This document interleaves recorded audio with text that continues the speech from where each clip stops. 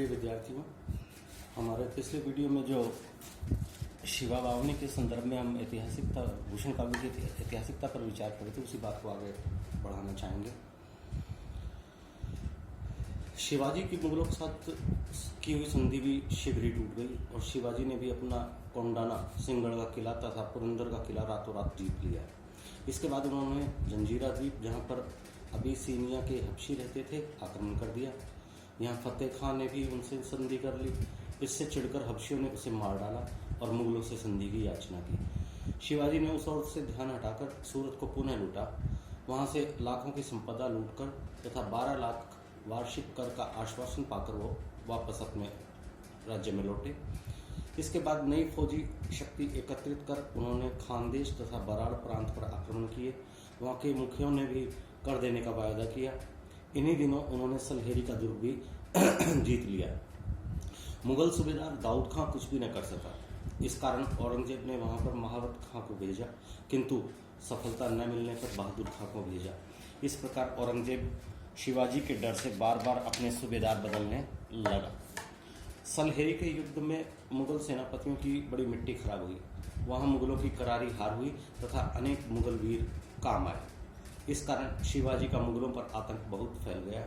इस युद्ध के बाद शिवाजी तेलंगाना तक बढ़ गए और बहादुर खां उन्हें नहीं रोक सका।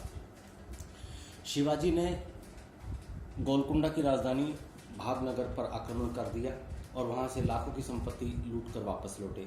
इधर बीजापुर के आदिल शाह की मृत्यु के बाद उसका 5 साल का लड़का गद्दी पर बैठा। उसके संरक्षक खबास खां ने चौथ देने से इनकार कर दिया।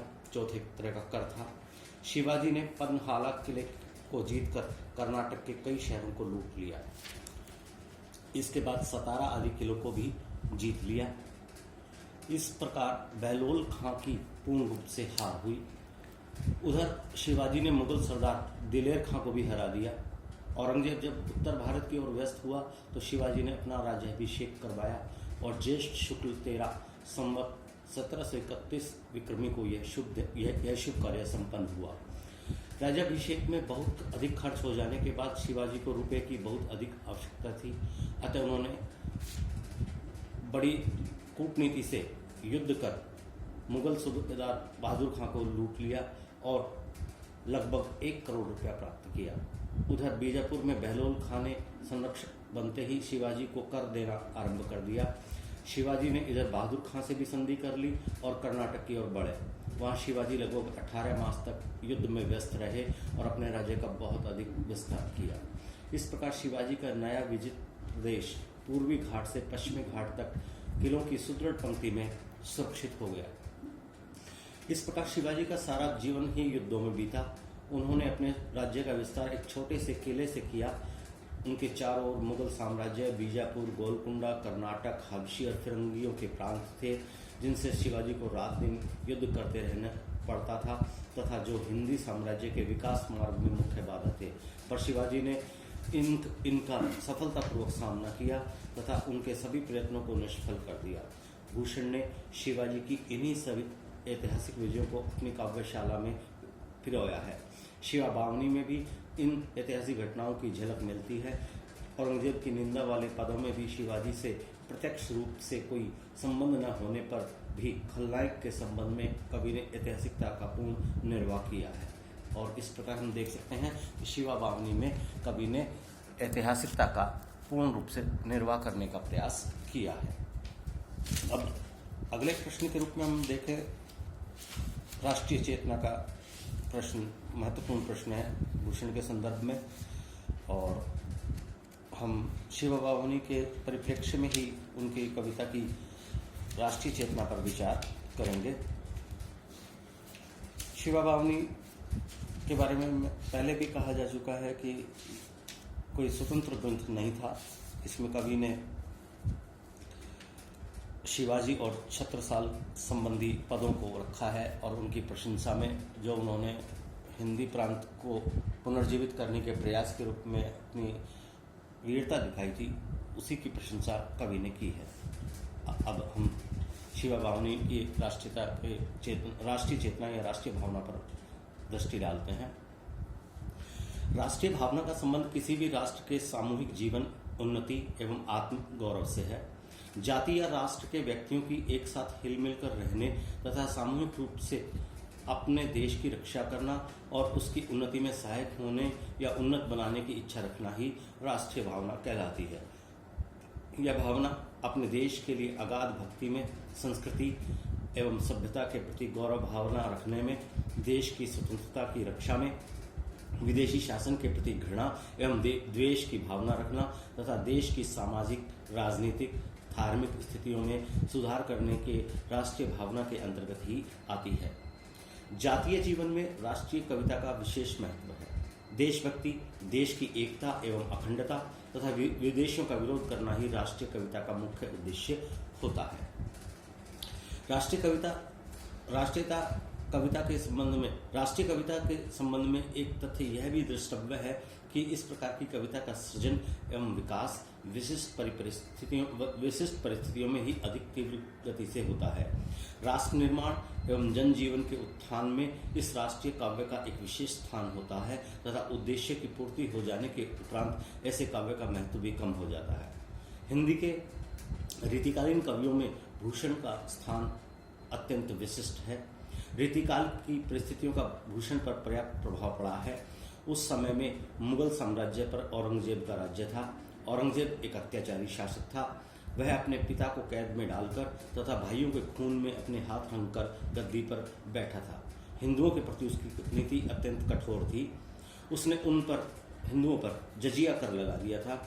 हिंदुओं के मंदिरों को तोड़वाकर वह उसी स्थान पर उन्हीं पत्थरों से मस्जिदों का निर्माण करवाता था तथा देव प्रतिमाओं को खंडित करवा देता था।